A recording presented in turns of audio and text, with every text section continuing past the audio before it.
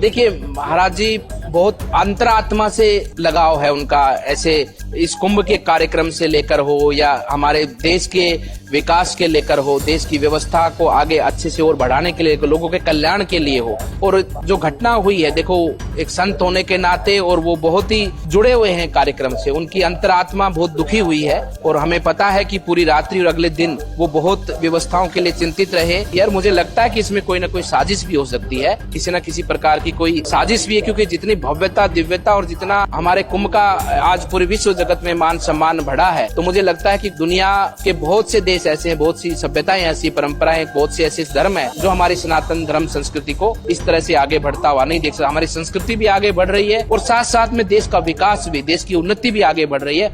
देखिए व्यवस्थाएं बहुत अच्छी है और ये मैं नहीं कह रहा, अब तक लगभग 29 करोड़ लोगों ने स्नान किया है, जो आप ही लोग का डाटा है, आप किसी से भी पूछिए।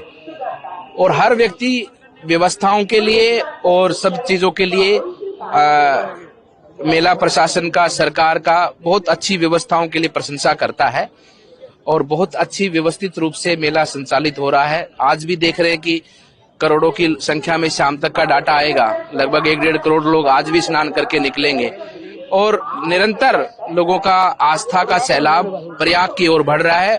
ये त्रिवेणी संगम है, संगम आज पूरे विश्व जगत का यहाँ पर देखने को मिलता है, पूरे विश्व का संगम का केंद्र बना हुआ है हमारी ये प्रयाग भूमि। कैसा लगा आपने स्नान किया? हम तो बहुत सौभाग्यशाली हैं। देखिए हमारा ये जीवन और इस आत्मा ने जो इस मनुष्य का रूप का ये जो वस्त्र लिया है, चोला लिया है, और हम परम सौभाग्यशाली है कि हमें इस पुण्य भूमि पर भगवान की कृपा से जन्म मिला। हमने राम मंदिर का निर्माण होते हुए देखा, भगवान रामलला को विराजमान होते हुए देखा और आज प्रयाग भूमि पर यहाँ पर इस महाकुंभ के अंदर स्नान करने का अवसर मिला है। हम तो यही प्रार्थना करते हैं कि हमारा जीवन तो धन्य हुआ ही है। गंगा मैया, सरस्वती मैया, यमुना मैया, समस्त देवी देवता पूरे विश्व का कल्याण करें। देखिए महाराज जी बहुत अंतरात्मा से लगाव है उनका, ऐसे इस कुंभ के कार्यक्रम से लेकर हो या हमारे देश के विकास के लेकर हो, देश की व्यवस्था को आगे अच्छे से और बढ़ाने के लिए, लोगों के कल्याण के लिए हो। और जो घटना हुई है, देखो एक संत होने के नाते और वो बहुत ही जुड़े हुए हैं कार्यक्रम से, उनकी अंतरात्मा बहुत दुखी हुई है।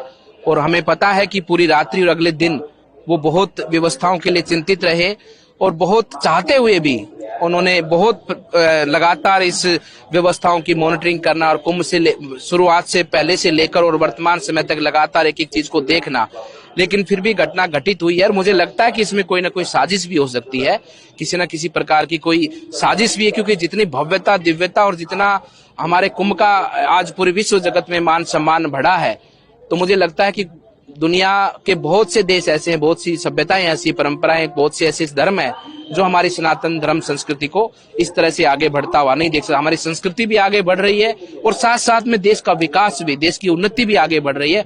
हर क्षेत्र में भारतवर्ष आज उन्नति के पथ पर है और कहीं ना कहीं वो लोग ऐसी बातों को पसंद नहीं करते, अपने देश की उन्नति को पसंद, क्योंकि उनको अपना माल बेचना है और भारत अपना माल खुद बनाने लगा है, यही उनको परेशानी है। देखिए ये विपक्ष का काम वो करते रहेंगे, लोग करोड़ों की संख्या में गंगा स्नान को आ रहे हैं, लोग पुण्य कमा रहे हैं। विपक्ष जो है इस पुण्य के कार्य में भी इस प्रकार की जो बातें करता है, विपक्ष का मैं कहता हूं कि कहीं कल्याण होना नहीं है।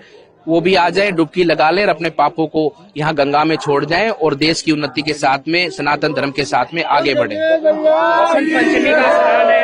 कोई दिक्कत नहीं है, बहुत आनंद से आइए। और मैं तो कहता हूँ कि ये प्रयाग की भूमि है, लाखों करोड़ों वर्ष से गंगा इस भूमि को सिंचित कर रही है, इस भूमि को पवित्र कर रही है और लाखों वर्षों से कुंभ का आयोजन होता आया है।